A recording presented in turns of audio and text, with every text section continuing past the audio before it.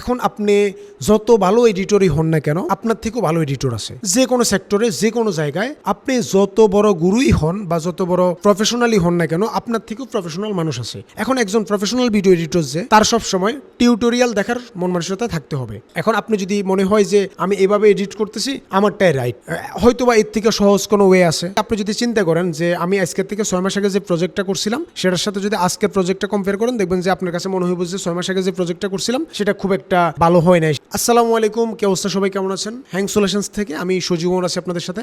আজকে আমরা ডিসকাশন করব একজন প্রফেশনাল ভিডিও এডিটরের বৈশিষ্ট্য কি বা কেমন হইতে পারে, বা আপনি নিজেকে একজন প্রফেশনাল ভিডিও এডিটর হিসেবে কিভাবে প্রেজেন্ট করতে পারেন। পয়েন্ট নাম্বার 1, প্রথমেই অনেক বেশি টিউটোরিয়াল দেখার মন মানসিকতা তৈরি করতে হবে।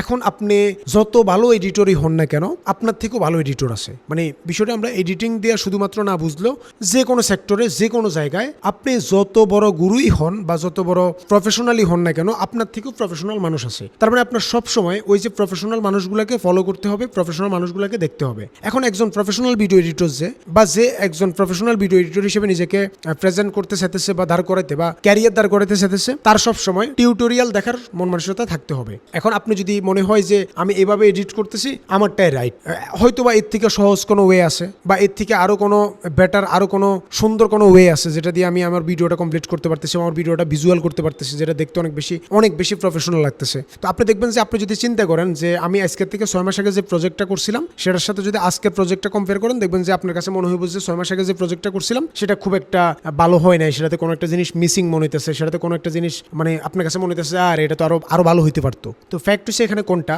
যে একজন প্রফেশনাল ভিডিও এডিটর যে প্রতিনিয়ত অনেক বেশি টিউটোরিয়াল দেখে, তার মাইন্ড সবসময় বিল্ড হইতে থাকে, তার মাইন্ড সবসময় গ্রোথ হইতে থাকে। যে ওকে, তার মানে এই লোক এভাবে জিনিসটা দেখাইতেছে, আমি তো এভাবে করতাম, এর থেকে বেটার এভাবে করা যায়, ঠিক আছে? তাহলে নতুন নতুন বিষয়গুলো সে শিখতে পারলো, নতুন নতুন বিষয়গুলো সে বুঝতে পারলো। তার মানে একজন প্রফেশনাল ভিডিও এডিটর হইতে হলে আমাকে প্রচুর টিউটোরিয়াল দেখতে হইব, video editing related, direction related, anything. আমার এই যে এডিটিং কেন্দ্রিক যতগুলো বিষয় আছে, প্রত্যেকটা বিষয় সম্পর্কে আমাকে জানতে হবে। দেন আমি প্রতিনিয়ত নিজেকে প্রফেশনাল হিসেবে দাঁড় করাতে পারবো। শুধুমাত্র যদি আমি একটা টুল শিখছি, একটা কাজ শিখছি, ওকে এভাবে কাট করা যায়, দেন আমি কাটের মধ্যে পড়ে থাকি, তাহলে আমি কখনোই নিজেকে প্রফেশনাল ভিডিও এডিটর হিসেবে দাঁড় করাতে পারবো না। পয়েন্ট নাম্বার 2, নতুন নতুন এডিটিং প্যাটার্নগুলো ফলো করতে হবে।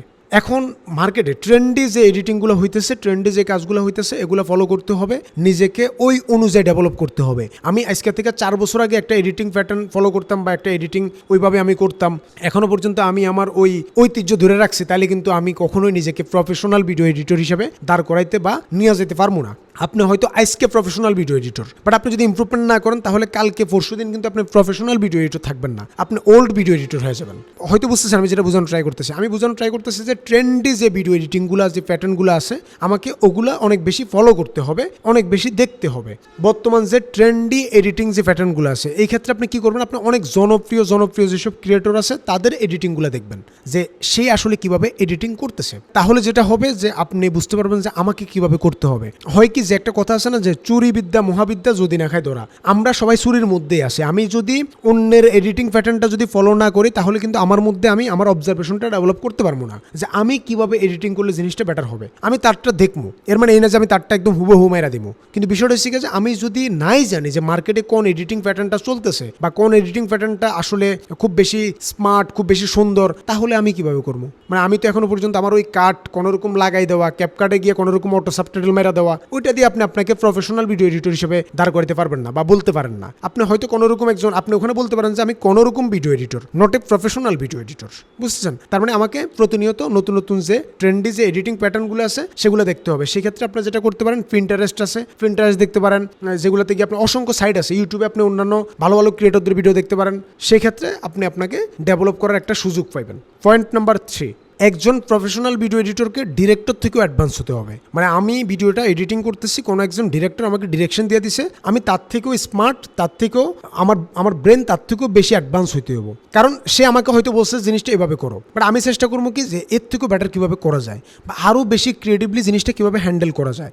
এখন ডিরেক্টর মনে করেন যে বললো আমার তুমি এভাবে এটা করো, আমি গেছি মইরা, আমি একদম ওকে, দেন আমি কোনোরকম একটা তার মতো করে তারা দিয়ে দিলাম, সে দেখলো, দেখে বললো ওকে বললো হবে না, সে দেখে বলতে হইব ও মাই গড তুমি এটা কি করলা, মানে এটা তো অসাধারণ হয়েছে, এটা তো সেই হয়েছে। তাহলে কি হবে, তাহলে আমি আমাকে আরও এক ধাপ আগায় নিতে পারলাম, আরও বেশি নিজের অ্যাডভান্স প্রুভ করতে পারলাম। তো একজন এডিটর হয়তো ডিরেক্টর থেকে কোনো রকম মাইন্ড চিন্তা ভাবনা সব কিছুতে নিচে হইতে পারে, বা ডিরেক্টর বলছে আমারে, যেহেতু আমরা এডিটর যারা আছি তারা কোনো না কোনো একজন ডিরেক্টরের সাথে কাজ করি, মানে ভিডিওটা কিন্তু কেউ একজন আমাকে ডিরেক্ট করে, কেউ একজন বলে যে ভিডিওটা তুমি এভাবে এভাবে করো বা এভাবে এভাবে এডিট করবা। আমরা যখন ক্লায়েন্টের কাজটা করি তখন কিন্তু ক্লায়েন্ট আমাদের একটা ব্রিফ দিয়ে দেয় বা বইলা দেয় ক্লায়েন্ট যে তুমি এভাবে এভাবে করবা। ওখানে ক্লায়েন্ট হয়েছে গিয়ে যে ডিরেক্টরের রোলটা প্লে করতেছে, তো ডিরেক্টর বলছে যে আমাকে এভাবে এভাবে করতে হবে, ওই আমিও কোনো রকম ওইভাবে করে দিয়ে দিলাম। তাহলে কিন্তু আমি আর একজন প্রফেশনাল এডিটর হিসেবে নিজেকে প্রুভ করতে পারলাম না। আমি যদি প্রফেশনাল এডিটর হিসেবে নিজেকে প্রুভ করতে হয় তাহলে আমাকে ডিরেক্টর থেকেও অ্যাডভান্স চিন্তা করতে হবে, ডিরেক্টর থেকেও বেশি জানতে হবে এডিটিং বিষয়ে। এখন ডিরেক্টর যদি আমার থেকে বেশি এডিটিং বুঝে ফেলে তাহলে কিন্তু ঝামেলা আছে, তাহলে কিন্তু আমি আর প্রফেশনাল হওয়া লাগতেছে না। প্রতিনিয়ত আমি লাত্তি খামু, প্রতিনিয়ত আমি চটকানা খামু, মানে আমি আসলে নিজেকে খুব একটা মেলা ধরতে পারবো না। আমি নিজেকে খুব একটা বড় জায়গা পর্যন্ত নেওয়াটা আমার জন্য একটু ক্রিটিক্যাল, একটু কঠিন হয়ে যাব। আমি হয়তো একটু কমপ্লিকেটেডলি বুঝাইতেছি, বাট আশা করি আপনারা বুঝতেছেন বিষয়টা। পয়েন্ট নাম্বার 4, একজন প্রফেশনাল ভিডিও এডিটর সে যে শেখার পাশাপাশি, নিজে শেখার পাশাপাশি অন্যকে শিখায়। এখন যদি আমি অন্য একজন এডিটরকে যদি আমি শিখাই যে তুমি এভাবে এভাবে করো, সেক্ষেত্রে কী হইতেছে, আমি আবার ওই যে পুরানা যে জিনিসটা আমি করছিলাম সেটা আবার রিভাইজ হইতেছে। আমি বুঝতেছি ওকে এটা তো এভাবে করা লাগবে, বা আমি তো ভুলে গেছিলাম। মানে এটা শুধুমাত্র আমরা এডিটিংয়ের ক্ষেত্রে না, যে কোনো জায়গায় একজন শিক্ষিত লোক সে যে শিখার পাশাপাশি শেখায়। একজন শিক্ষকের কথাই আপনি চিন্তা করেন, সে কিন্তু কোনো একটা জায়গা থেকে অনার্স মাস্টার্স কমপ্লিট করছে, করে এসে কিন্তু সে শিখাইতেছে। সে এট এ টাইম একজন শিক্ষিত মানুষ থেকে বেশি শিক্ষিত, কারণ সে শুধুমাত্র শিখে নাই, সে মানুষকে শিখাইতে গিয়া আরও বেশি শিখছে।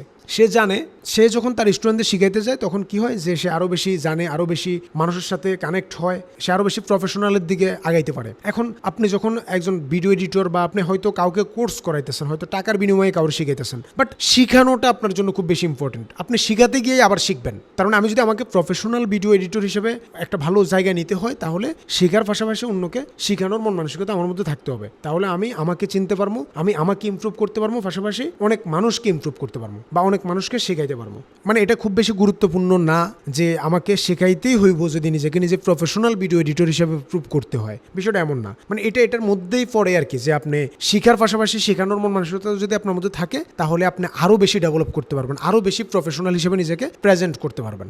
পয়েন্ট নাম্বার 5 এবং আমাদের শেষ পয়েন্ট, সেটা হলো জাস্ট আমার মন চাইলেও আমি এডিট করে দিয়ে দিলাম। এই চিন্তা থেকে আপনাকে বের হইতে হইব।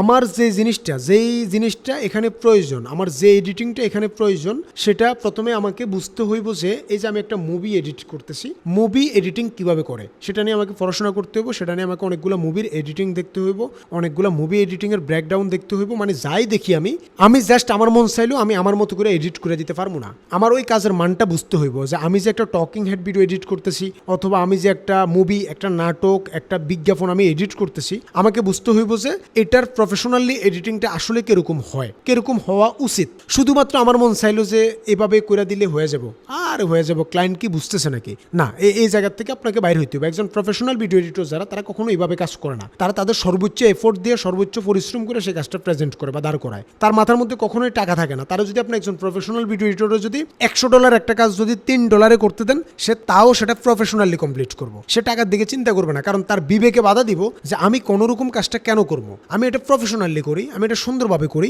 আমি যেটা হওয়া দরকার সেটা করি। তার মানে আপনি যদি নিজেকে নিজে প্রফেশনাল ভিডিও এডিটর হিসেবে প্রেজেন্ট করতে চান বা প্রফেশনালি যে কোনো কাজে নিজেকে নিজে বিল্ড করতে চান, আপনাকে সেরাটা দিতে হইব। জাস্ট কোনো রকম করে দেওয়া যাবে না, যেমন মন চাইলো জাস্ট করে দিলাম, বিষয়টার থেকে বাইরে হইতে হইব। বুঝতে পারছেন? তো আজকে আমরা অনেকগুলো বিষয় ডিসকাশন করলাম, যদিও আমাদের এই টপিকটা খুব একটা সুবিধাজনক না আমার জন্য, কারণ আমি শুধুমাত্র এডিটর না, আমি একজন মেন্টর, একজন ট্রেনার, আমি কন্টেন্ট ক্রিয়েটর, আমি অনেক কিছুই করি। তাও যেহেতু এডিটিংটা আমার ফ্যাশনের জায়গা, আমার কাছে ভালো লাগে, তো বললাম এই কারণে। যাদের সাথে রিলেট করবেন, যারা রিলেট করতে পারবেন, তারা কমেন্ট বক্সে কিছু উপদেশ দেওয়া যাবেন আমাদের জন্য, আমরা যারা নতুন সবাই যাতে সেটা বুঝতে পারি বা শিখতে পারি। তো আমাদের আজকের ভিডিও এই পর্যন্ত। ইউটিউবে যদি ভিডিওটা দেখে থাকেন আমাদের চ্যানেলটি সাবস্ক্রাইব করবেন, আর ফেসবুকে যদি আমাদের ভিডিওটা দেখেন তাহলে আমাদের পেজটা ফলো করবেন। সামনে ভিডিওতে দেখা হবে। আসসালামু আলাইকুম।